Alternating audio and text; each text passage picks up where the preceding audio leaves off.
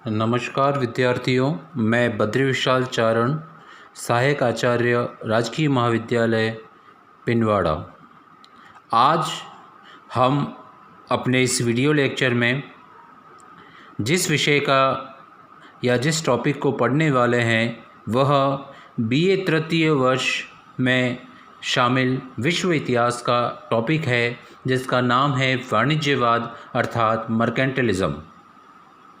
वाणिज्यवाद अथवा वाणिज्यिक प्रणाली, जिसे मर्केंटिलिज्म या मर्केंटिलिज्म सिस्टम शब्द का प्रयोग सर्वप्रथम विख्यात ब्रिटिश अर्थशास्त्री एडम स्मिथ ने अपनी पुस्तक राष्ट्रों की संपदा वेल्थ ऑफ नेशन में किया था। जैसा कि आपको पता है, एडम स्मिथ को मॉडर्न इकोनॉमिक्स आधुनिक अर्थव्यवस्था का जनक भी कहा जाता है।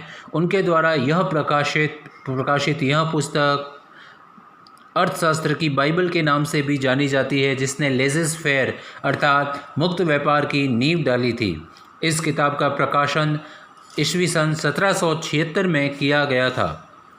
जर्मन विद्वान गुस्ताव स्मालर तथा स्वीडिश विद्वान एली हक्सर ने भी आर्थिक विषयों संबंधित सरकारी नीति के कुछ विशेष विचारों को अभिव्यक्त करने के लिए वाणिज्यवाद शब्द का प्रयोग किया था। एडम स्मिथ तथा हेक्सर ने जहां वाणिज्यवाद की आलोचनात्मक व्याख्या की थी, वहीं गुस्ताव स्मालर ने इसकी प्रशंसा की थी। अब हम आगे वाणिज्यवाद का अर्थ, इसके प्रभाव, इसका विस्तार व इसके परिणामों की गहनता से परिचर्चा करेंगे। वाणिज्यवाद का अर्थ, पुनर्जागरण के प्रभावों ने सामंतवाद को नष्ट किया। इसकी जगह एक नई विचारधारा स्थापित हुई, जिसे वाणिज्यवाद की संज्ञा दी गई। इसमें व्यापार और वाणिज्य को नियमित व नियंत्रित किया गया। इस विचारधारा का उद्भव 16वीं शताब्दी के प्रारंभ में हुए तथा 18वीं शताब्दी का अंत होते होते वाणिज्यवाद का भी एक नीति के रूप में अंत हो चुका।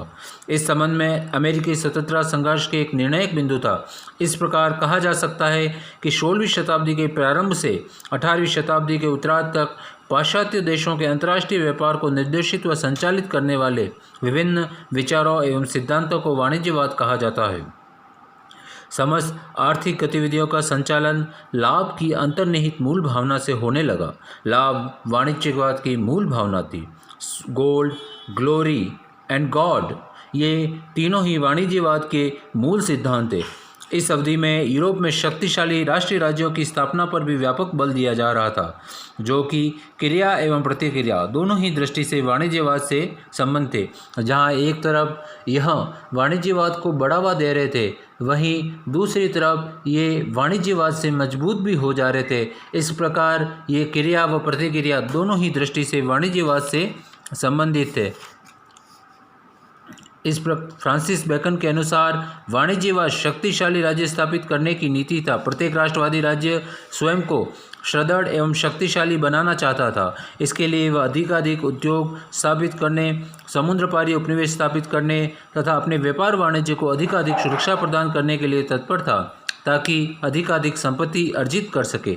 वाणिज्यवाद के सिद्धांत, धातुवाद वाणिज्यवाद का प्रमुख सिद्धांतों में से एक था।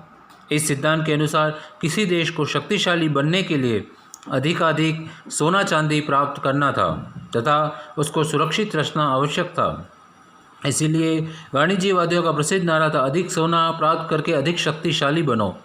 वाणिज्यवादी विद्वान विलियम पैटी का मत है कि सोना, चांदी, हीरे, जवाहरात आदि बहुमूल्य धातुएं संचय करके उस वृद्धि करना ही व्यापार वाणिज्य का अंतिम ध्येय। ये वस्तुएं न तो नाशवान है न परिवर्तनशील, इनको हर समय और हर स्थान पर प्रयुक्त किया जा सकता है, वे सदैव संपत्ति होते हैं।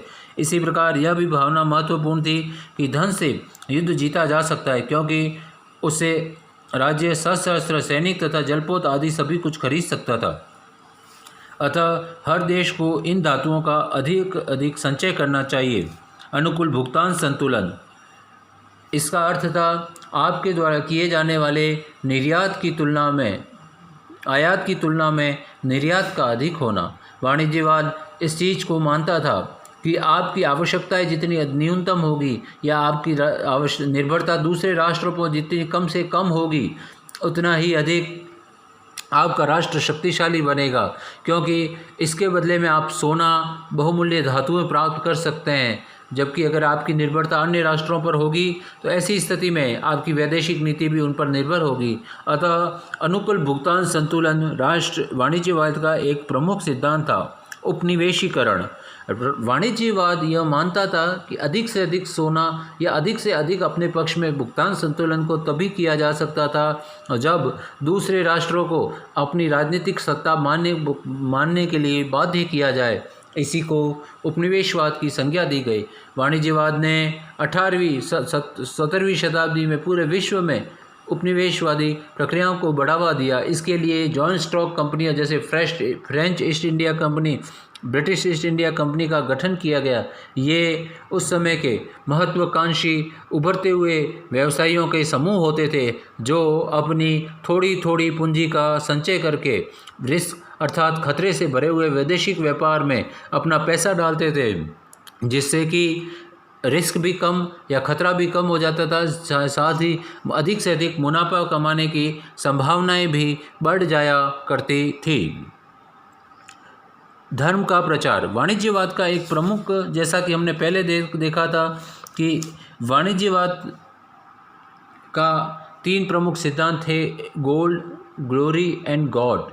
ठीक है, इसमें यह माना गया कि पूरा वैश्विक, रुडियार्ड किपलिंग की पुस्तक द वाइट मैन्स बर्डन में कहा गया कि पूरे विश्व को सभ्य बनाना एक ईसाइयों का एक मिशन है। इसमें अफ्रीकी व एशियाई देशों को यह पूरी तरह से असभ्य माना गया व उन्हें ईसा मसीह के प्रकाश या कृपा से दूर माना गया। अतः माना गया कि इनको ईसा मसीह की कृपा में लाना या इनको सभ्य बनाना एक सभ्यता का मिशन है, जिसे मिशन ऑफ सिविलाइजेशन कहा गया। तो वाणिज्यवाद का एक उद्देश्य अधिक से अधिक लोगों को ईसाई धर्म मनवाना भी था। इस प्रकार हम देखते हैं कि वाणिज्यवाद ने अपने कई सिद्धांत, जिसमें अधिक से अधिक बहुमूल्य धातुएं प्राप्त करना, भुगतान संतुलन को अपने पक्ष में करना, नए व अभी तक नहीं खोजे गए देशों को खोजना, जिसमें स्पेन व पुर्तगाल अग्रणी रहे। इन नए खोजे गए देशों में से अधिक सोना प्राप्त करना व इनमें अपनी राजनीतिक सत्ता स्थापित करना, जॉइंट स्टॉक कंपनियों की स्थापना करना व वैदेशिक व्यापार को अधिक से अधिक लाभप्रद बनाना आदि चीज़ें शामिल थी। इसमें उपनिवेशीकरण व ईसाई धर्म का प्रचार करना भी शामिल था। वाणिज्यवाद के परिणाम, जैसा कि हमने देखा 16वीं व 17वीं शताब्दी में वाणिज्यवाद अपने चरम पर था। इसके क्या परिणाम हुए? पहला परिणाम, विश्व में उपनिवेश बनाने की एक दौड़ प्रारंभ हुई, जिसमें स्पेन व पुर्तगाल जैसे राष्ट्र आगे थे। नए नए राष्ट्र खोजे गए, कांगो, स्टैनले, लियोपार्डो आदि ऐसे नए कोलंबस आदि ऐसे अन्वेषक आए जिन्होंने नए नए राष्ट्रों की खोज की। अर्थात ये राष्ट्र, यद्यपि यहाँ ध्यान देने की बात है, खोज का अर्थ सिर्फ इतना है कि इनको पश्चिमी जगत से परिचित करवाया। यह राष्ट्रों की सभ्यता व संस्कृति हजारों साल पुरानी थी। इसमें कुछ ऐसा नहीं था जो नया खोजा गया हो। इसका सिर्फ इतना अर्थ है, इस शाब्दिक अभिव्यक्ति का मात्र इतना अर्थ है कि इन देशों को पश्चिमी जगत से परिचित करवाया गया। इन्हीं के साथ साथ धातु अर्थात विश्व में पूंजी संचय की प्रक्रिया बढ़ी।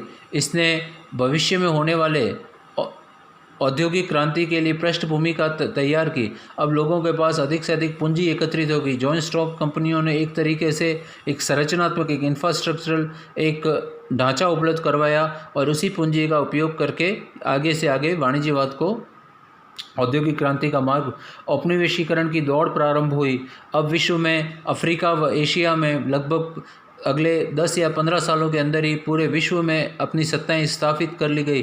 भारत, चीन, ब्राज़ील, अर्जेंटीना जैसे बड़े बड़े देशों को भी वैश्विक शक्तियों फ्रांस, इंग्लैंड, जर्मनी, स्पेन, पुर्तगाल आदि ने आपस में बांट लिया या इन पर अधिकार कर लिया। वाणिज्यवाद का पतन।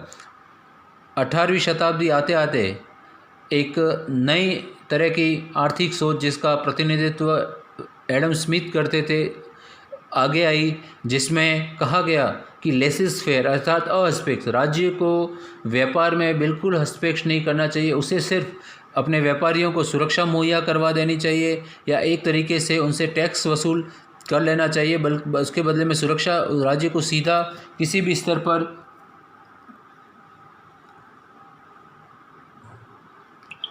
व्यापार में हिस्सेदारी नहीं करनी चाहिए। इसके चलते अंततः एक लॉबी खड़ी हुई जिसने राज्य को इसको हटाने की बात की, जिसे लेसेस फेयर गया, जिसका परिणाम निकला कि जो एकाधिकारात्मक प्रवृत्तियां वैदेशिक व्यापार में आ गई थी वो समाप्त हो गई और अंततः वाणिज्यवाद का भी पतन हो गया। धन्यवाद।